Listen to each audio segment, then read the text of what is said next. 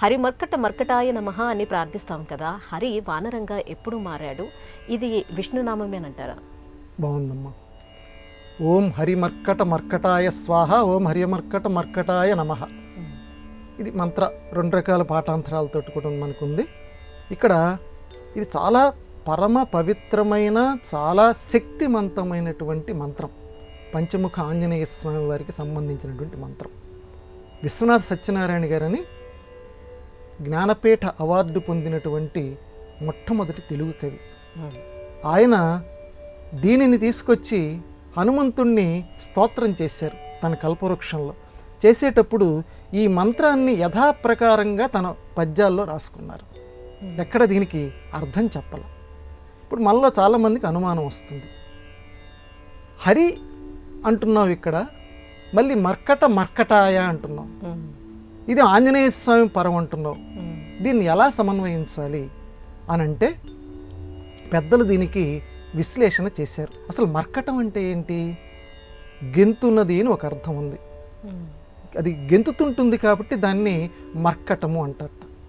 రెండో అర్థం ఉంది మర్కటం అంటే, ఆ గెంతేటువంటి సమయంలో ఒక కొమ్మ మీద నుంచి ఒక కొమ్మ మీదకి దూకేటప్పుడు ఆ కొమ్మల మధ్య ఒక్కొక్కసారి పొరపాటును ఇరుక్కొని చచ్చిపోతుందట. అందుకని దాన్ని మర్కటము అంటారు. కాబట్టి మర్కట పదానికి అది అర్థం ఉంది. ఇప్పుడు ఇక్కడ ఆంజనేయ స్వామి వారిని మర్కట మర్కటాయ అంటున్నారు.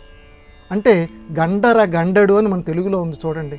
గండర అంటే 2 పదాలు అక్కడే. అంటే కోతులలోకెల్లా గొప్ప కోతి, అంటే కోతులలోకెల్లా శ్రేష్ఠుడు. కాబట్టి మర్కట మర్కటుడు అంటే కోతుల్లోకెల్లా శ్రేష్ఠుడు అని.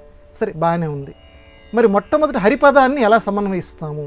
హరి అంటే విష్ణువు కదా, మరి విష్ణువు అనే పదాన్ని ఆంజనేయ స్వామి వారితో ఎలా సమన్వయిస్తాము?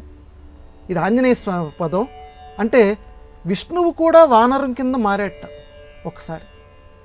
ఎప్పుడంటే త్రిపురాసుర సంహార సమయంలో స్కాంద పురాణంలో ఉంది ఈ విషయం. తాను కోతి కింద మారిపోయాడట. కోతి కింద మారిపోయి ఆ వానర సమూహంతో యుద్ధం చేసేట శివుడికి సహాయం చేస్తూ. అందువల్ల ఇది స్కాంద పురాణంలో ఉన్న కథ కాబట్టి హరి అంటే కోతి అని అర్థం ఉంది.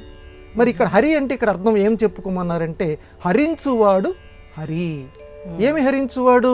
మనలో ఉండేటువంటి అజ్ఞానాన్ని హరిస్తాడు కాబట్టి హరి.